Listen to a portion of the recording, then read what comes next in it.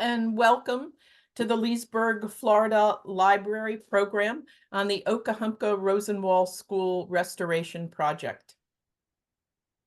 I am Barbara Nason, the Okahumpka Community Club Board Secretary and Action Committee member. The Okahumpka Community Club members are a multicultural group wholeheartedly invested in bringing the Okahumpka Rosenwald School back to its original state and building a new Virgil Darnell Hawkins Community Center.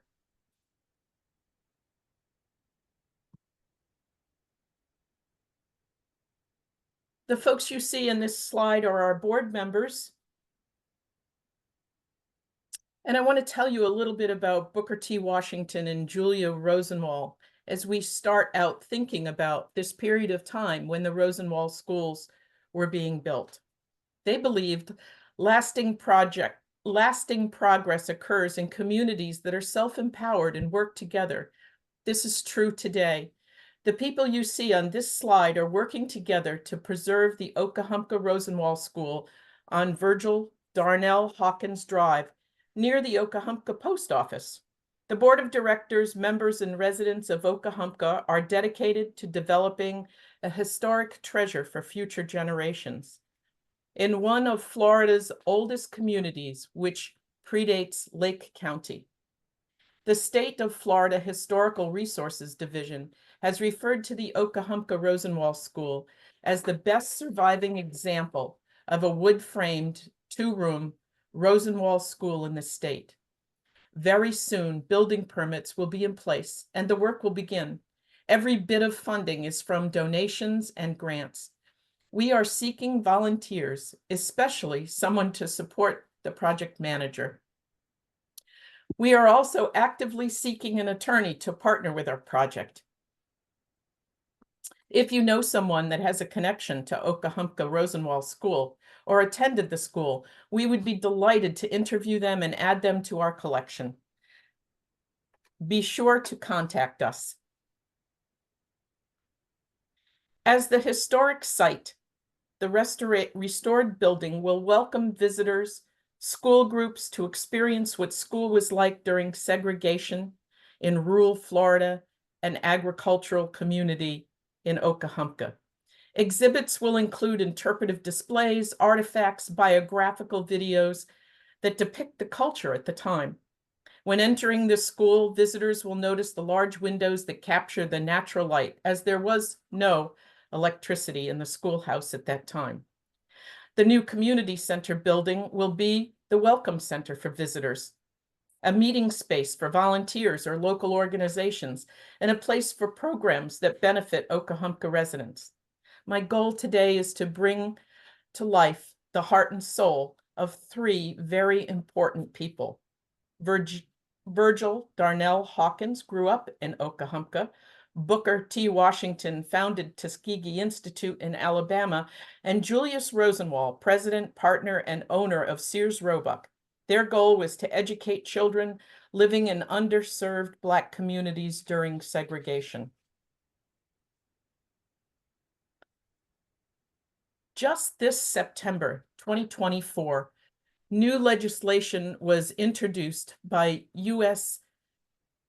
Senator Dick Durbin and Representative Danny Davis of Illinois to establish the Julius Rosenwald and Rosenwald Schools National Historic Park, with locations in both Chicago and Maryland. Between 1913 and 1932, Julius Rosenwald provided seed money or grants to construct 5,000 plus schools and related buildings across 15 southern states. Black communities provided land, labor, materials, and 1/3 of the funding. The amount the public raised had to be equal to or more than the money from the Rosenwald Fund. This was intended to encourage public school officials to erect schoolhouses in rural districts. By the summer of 1915, the Tuskegee Extension Department published a booklet detailing how communities could acquire a schoolhouse through the Rosenwald program.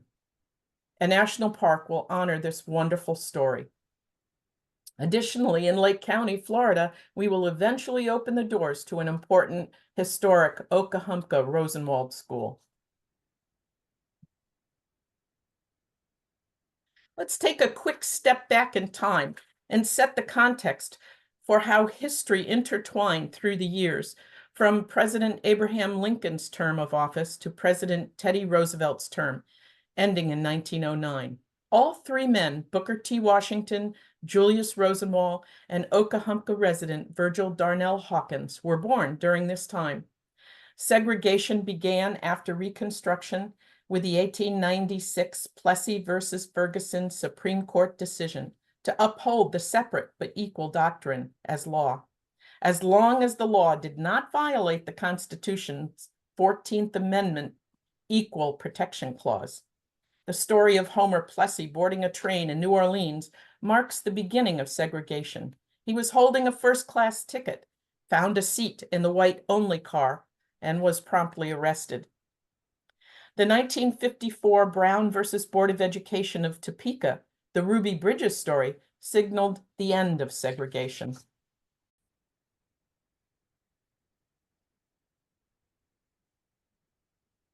Continuing with the historical framework, Booker T. Washington was born in 1856 on the Burroughs Tobacco Plantation in Virginia, where his mother was an enslaved cook. He lived in a one-room cabin with his mother and siblings that doubled as the plantation kitchen. Booker T. Washington's father was a white man he didn't know. His mother, Jane, named him Booker Tolliver. Later, Booker added his surname, Washington. At 8 years old, Booker was valued at $400. He performed simple chores on the plantation. In the big house at mealtimes, he fanned flies from the table, carried water to the men in fields, and carried bags of corn to the mill to be ground. He also carried the school books for one of the Burroughs' daughters, but was not allowed to enter the schoolhouse. Later, he wrote, "I had the feeling that to get into a schoolhouse and study would be about the same as getting into paradise." At the age of 59, Booker T. Washington died of a stroke in 1915. By this time, Europe was fully engaged in World War I. During his life, Mr. Washington was considered a political power broker, an influential thinker, and a leading educator. He was invited to consult with Presidents Theodore Roosevelt and William Howard Taft. And yet, at the end of his life, his ideas were discredited as being an accommodationist. It seemed to be a common belief Booker T. Washington could have done more to advance equality and not comply with segregationist thinking. Julius Rosenwald was born in 1862 in Springfield, Illinois, to Jewish immigrants from Germany. He came from humble beginnings. His father was a peddler, and he never completed high school. His father went on to manage a successful clothing store in Springfield, Illinois, specializing in uniforms for Union soldiers during the Civil War. Samuel Rosenwald, Julius' father, bought a house across the street from Abraham Lincoln's home.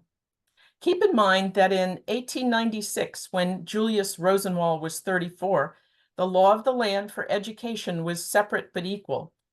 Julius Rosenwald was an advocate for social justice and equality throughout his life. "I do not see how America can go ahead if part of its people are left behind," he said. His relationship with Booker T. Washington opened his mind and heart to the experiences facing Black Americans for education and equal rights. In 1900, Florida was the 27th state with 500,200, I'm sorry. Can we go back? Here we go. In 1900, Florida was the 27th state with over 500,000 residents, the smallest population of any southern state. Much of the state was pioneer country. Virgil William Hawkins, Virgil Darnell's father, built a small house in Okahumpka, where Virgil was born in 1906. He grew up living on a farm with 5 brothers and 2 sisters in an agricultural area known for citrus, watermelon, and turpentine production.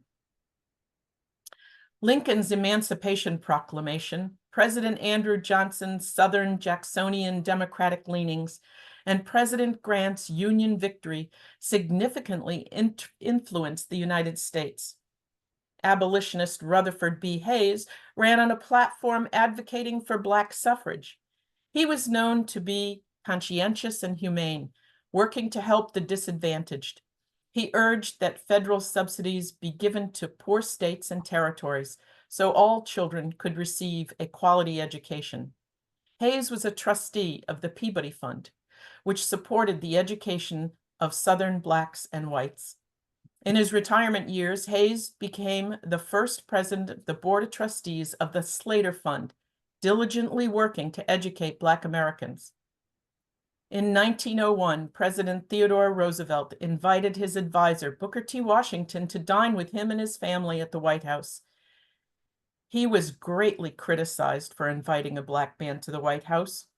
Roosevelt strongly supported civil rights by signing a federal anti-lynching bill into law. He openly worked to end segregation and have the Plessy versus Ferguson case overturned. Yet historically, he was considered a racist.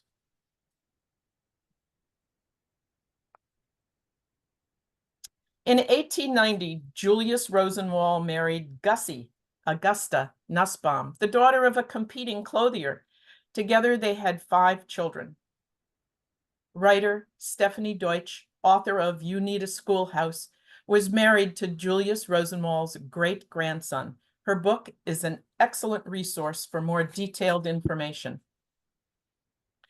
Between 1921 and 1932, the Rosenwald Fund sponsored the construction of approximately 120 schools and auxiliary buildings in Florida.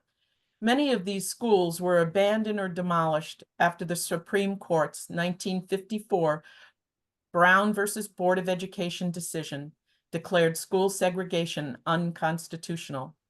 The Okahumpka Rosenwald School closed 10 years later in 1964. 10 Rosenwald schools were built in Lake County. Only the Okahumpka and Mount Dora schools remain. Lake County Rosenwald schools included Eustis, Fruitland Park, Leesburg, Montclair, Mount Dora, Okahumpka, Orange Bend, Tavares, Umatilla, and Yalaha. Julius Rosenwald had a compelling desire to improve the well-being of mankind. His philanthropy and support included various opportunities to make an impact, including the YMCA for Black Men, the NAACP, the Jewish United Fund of Metropolitan Chicago, as well as other religious and Chicago-based charities. He was the main benefactor of Chicago's Museum of Science and Industry. Additionally, there was a published long list of individuals who received grant money, such as Marian Anderson and Woody Guthrie, W.E.B. Du Bois, and Langston Hughes, just to name a few. The Jewish United Fund of Metropolitan Chicago, as well as other religious and Chicago-based charities. He was the main benefactor of Chicago's Museum of Science and Industry. Additionally, there was published a long list of individuals who received grant money, such as Marian Anderson, Woody Guthrie, W.E.B. Du Bois, and Langston Hughes, just to name a few. He contributed over $4.8 million in matching funds towards school construction. His philosophy was give while you live, and throughout his life, Rosenwald donated over $70 million to public schools, colleges, museums, Jewish charities, and African-American institutions. What I want to do is try to cure the things that seem wrong, he said.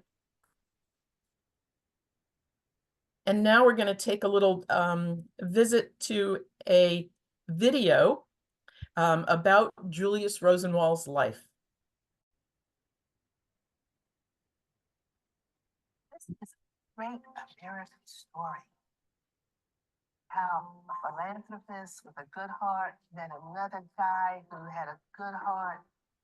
He was white, he was black, they liked each other, and they were able to come up with something meaningful. It's a remarkable coming together of two people from very different backgrounds, finding common cause in the idea of opportunity. If you had education, you could do anything. The Rosenwald story and the Booker T. Washington connection to that story, I think, is a story for our times. It's medicine. It's medicine that we need right now for troubled times. We only look back and say, it's unbelievable.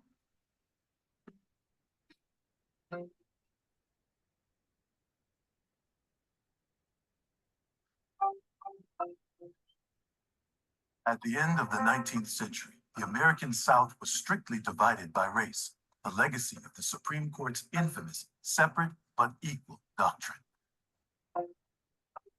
Schools were not equal. Schools for young African Americans were much inferior in terms of the facilities themselves.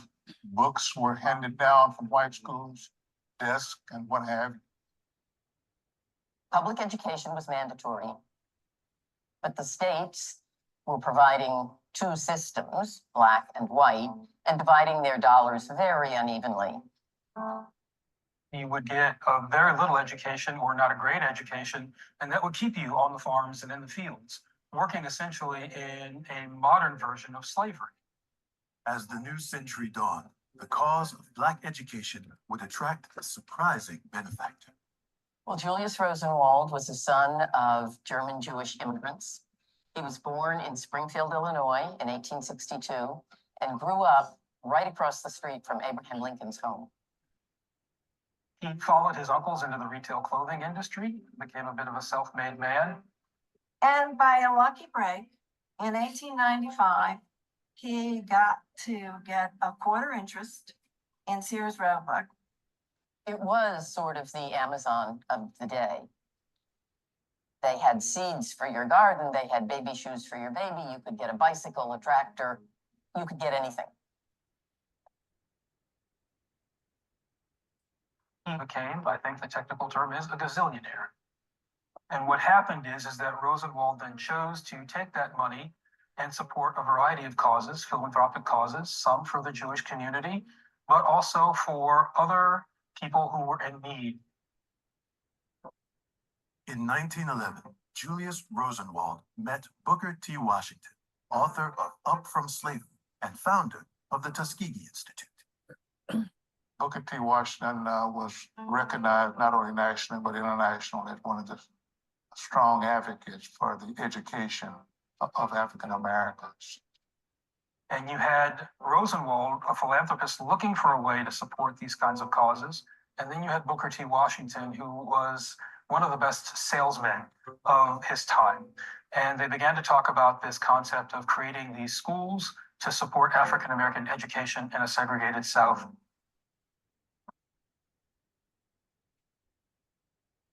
And literally, as they say, the rest is history. Rosenwald pioneered a new kind of philanthropy, enlisting local communities and school districts to match his investments in the new schools. It was not at all a handout. It was a partnership. He always wanted to give a third of the money. He expected the local school system to put in a third. He also expected that the African American community would contribute a third.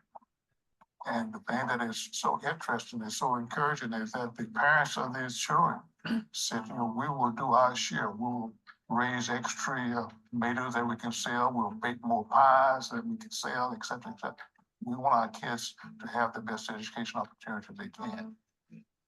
Over 3 decades, the Rosenwald Fund helped build more than 5,000 schools and related buildings across 15 states, educating a third of African American children in the South.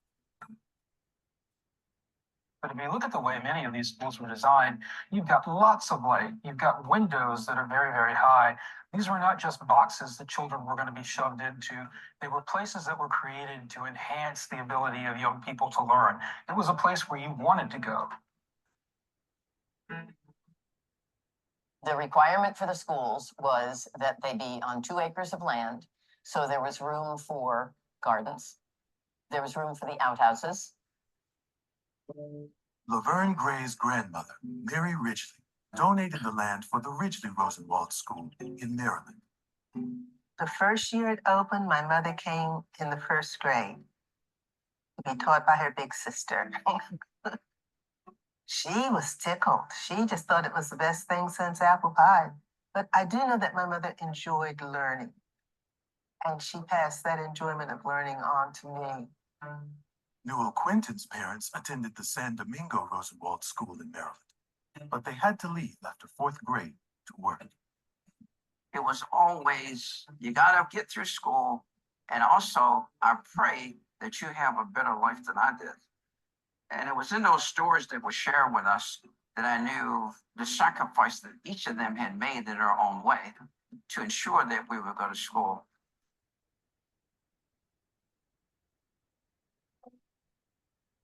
Well, the impact of the Rosenwald Schools was tremendous. So if you don't have the Rosenwald Schools, you don't get graduates like Maya Angelou, you don't get graduates like Congressman John Lewis, you don't get graduates like Pulitzer Prize winning columnist Eugene Robinson. You lose a network of people that were empowered to write and support the civil rights movement, advocate for desegregation. The Rosenwald Schools lay the foundation for the progress that gets made in the 40s and 50s and 60s. In 1928, the Rosenwald Fund added a fellowship program offering grants to promote education and accomplishment. There were a lot of people, unfortunately, in this country who thought that African Americans could not compete with white people. But this program helped to show that if you gave them the opportunity, they could compete just as well as any American. The people who got these fellowships is just a remarkable who's who of African-American achievement.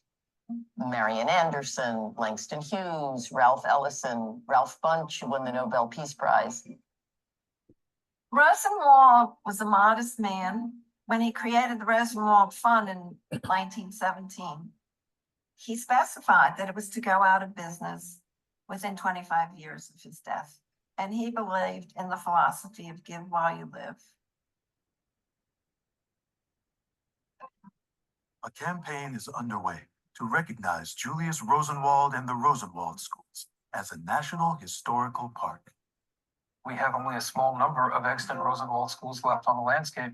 And that's really the priority for this campaign, is to make sure that we've got something in place that can protect and preserve this story and some of the resources associated with it in perpetuity for the benefit, enjoyment, and inspiration of the public. This is a great American story. It involves Jewish Americans working with African Americans to make this a more perfect union. So it's a story that has to be told in hope that others will embrace that same philosophy and they will make contribution themselves. We think this is a story that needs to be told by the National Park Service. With so much of the hate and the divisiveness that we see in our country right now and in our national dialogue and horrible levels of anti-Semitism that we're seeing, this is a story that helps to explain how a Jewish philanthropist connected with an advocate in the African-American community to do real good for the African-American community.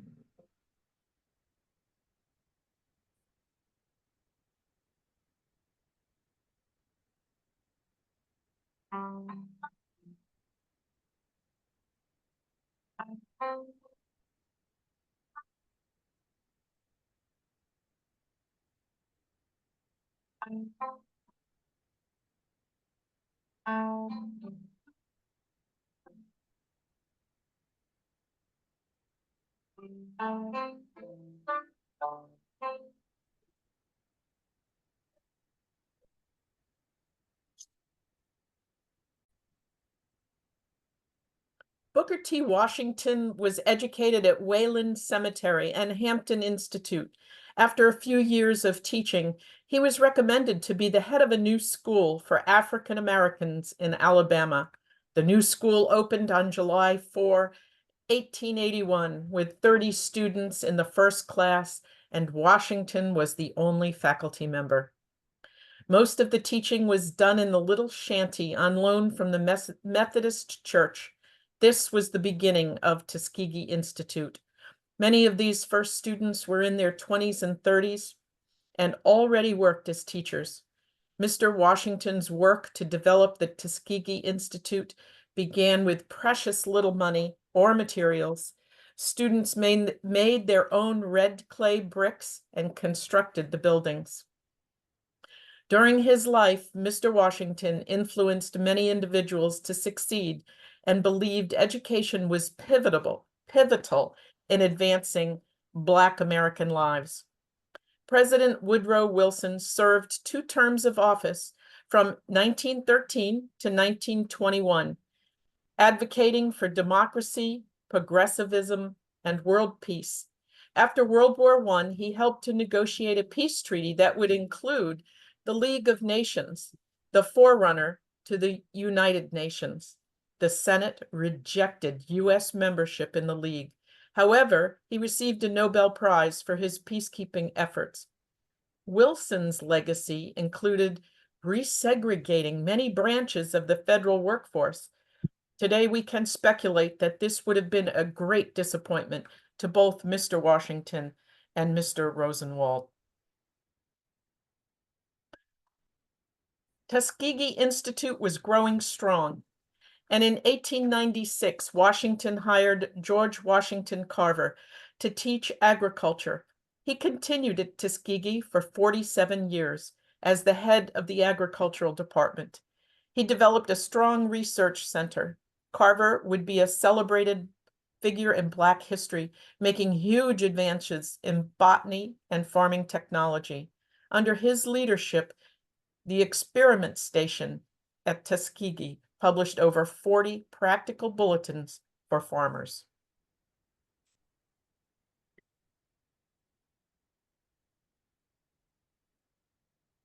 Tuskegee offered students the opportunity to study agriculture, engineering, architecture, and construction, as well as a teacher preparation program.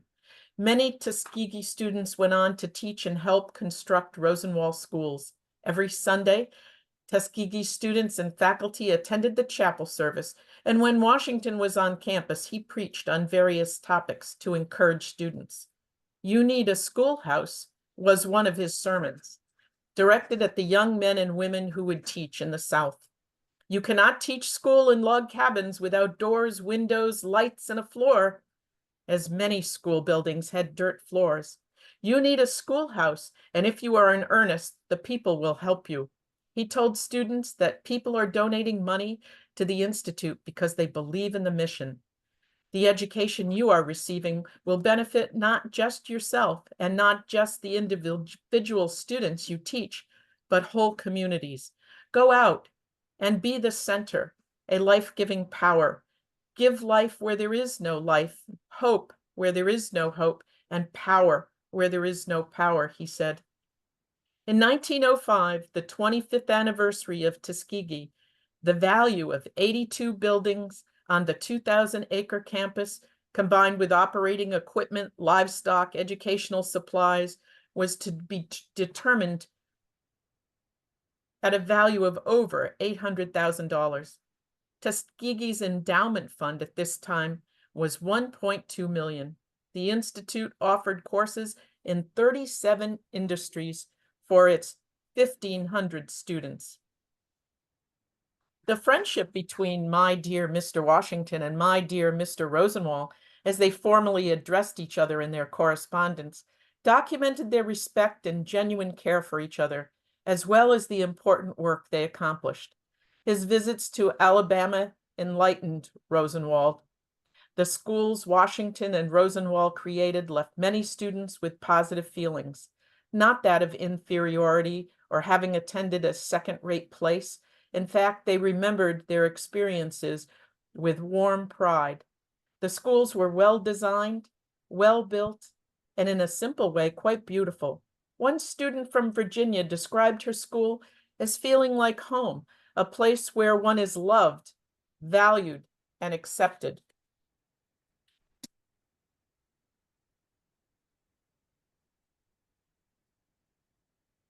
Rosenwald School alumni have been important in the 20th and 21st centuries. Congressman John Lewis, poet Maya Angelou, and civil rights activist Medgar Evers are well known. Virgil Darnell Hawkins and his siblings were students in the segregated Okahumpka Elementary School between 1912 and 1921, before it was replaced by a Rosenwald school with grant money in 1929. Hawkins' parents were ardent believers in the power of education and religion.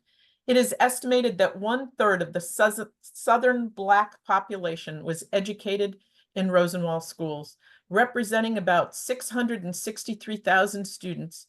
In 1929, Julius reorganized the Rosenwald Fund to expire 25 years after his death. Rosenwald endowed the fund with a major donation of Sears stock. The fund was listed as one of the 10 richest American foundations.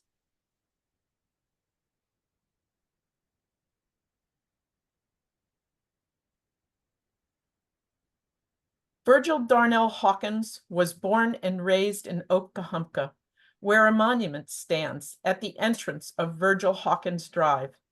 He was 23 years old when his parents donated a section of land to meet the requirements for building the 2-classroom Rosenwald School in 1929. The Rosenwald Fund provided $500 toward the $3,000 cost. Okahumpka residents and the Lake County School Board provided the remaining funds. Owning land was significant to establish standing, influence, and independence.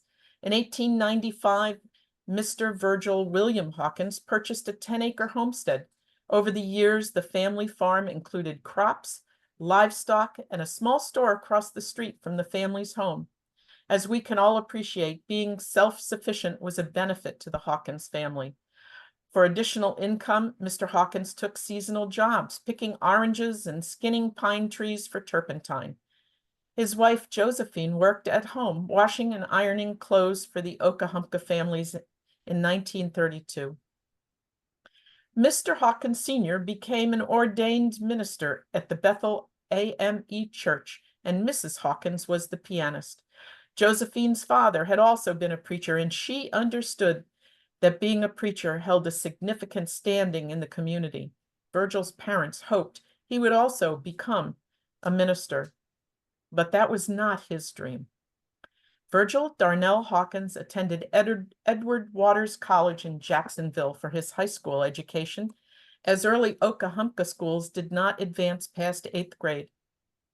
In 1930, he attended Lincoln University in Pennsylvania for 1 year, but had to return to Florida, hometown, because he did not have enough money.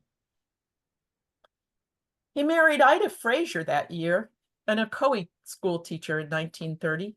Virgil sold insurance. He became a teacher and a principal in a segregated Groveland school. At this time, salaries for Black teachers were half that of white teachers and considered meager wages.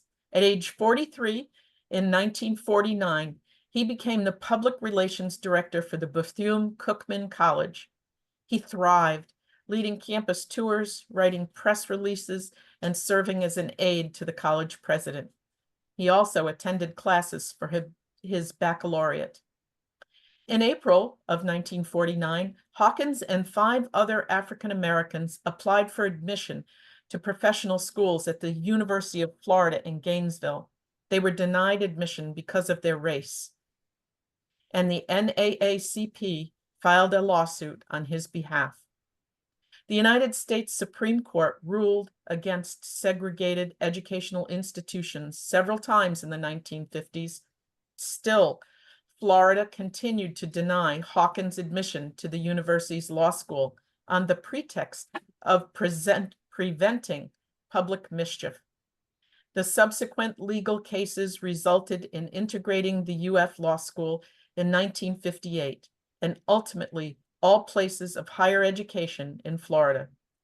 However, Hawkins had to agree to giving up attending the University of Florida in order to win the settlement.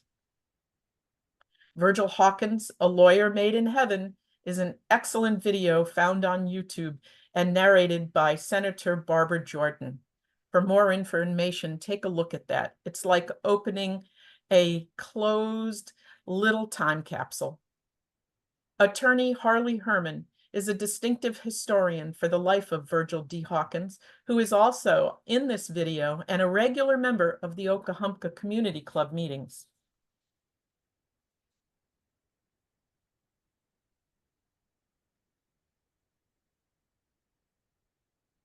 Education for Black children in Okahumpka began in a basic building about 1912 without many resources.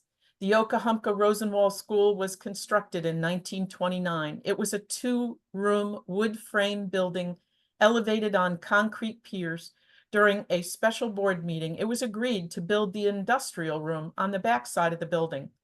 While the interior portions of the Okahumpka School no longer exist, the building retains its original exterior wood siding, interior wood flooring, and frame construction, and is now listed on the 11 to Save in Florida.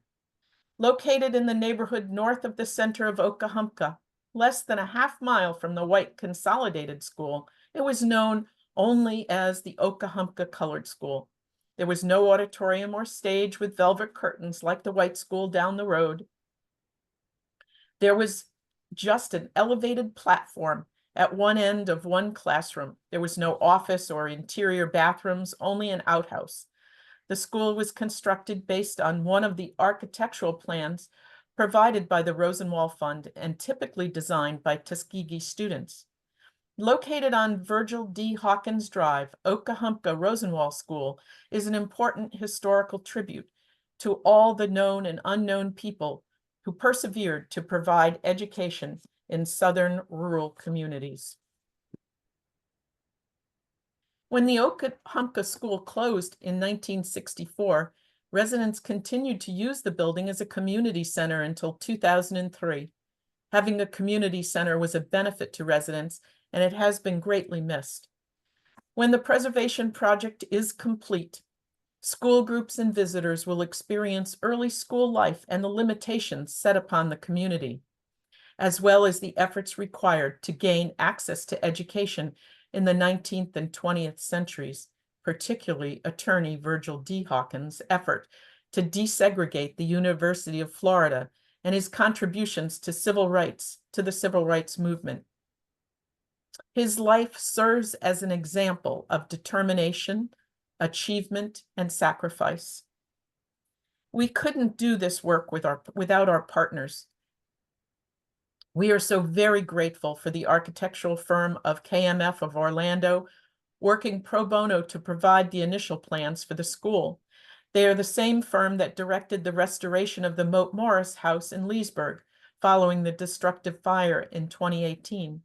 Currently, MAJ Architecture Malcolm Jones Architect will complete the project, including the Virgil Darnell Hawkins Community Center. The project also has the financial backing of some of the largest national and state agencies. The school building was listed on the 11 to Save of Endangered Historic Places in Florida on July 21st, 2021. It was entered into the U.S. National Park Service's National Historic Registry in January of 2022. Funding grants from the following agencies in support of our project are the Florida Department of State's Historical Resources Division, African American Cultural and Historical Grant Program, the National Trust for Historic Preservation, African American Cultural Heritage Action Fund, the Florida Trust for Historic Preservation 2023, the Cynthia Woods Mitchell Grant for Historic Interiors, a small grant from the Florida Atlantic University through Dr. Melanie Acosta for future historical and educational displays, and 2023-24 Lake County Community Development Block Grant towards the entire project. We have had the benefit of the University of Florida's architecture and historic preservation departments involved in development and guidance. They even performed an advanced LIDAR laser scan of the school to digitally preserve its condition prior to restoration.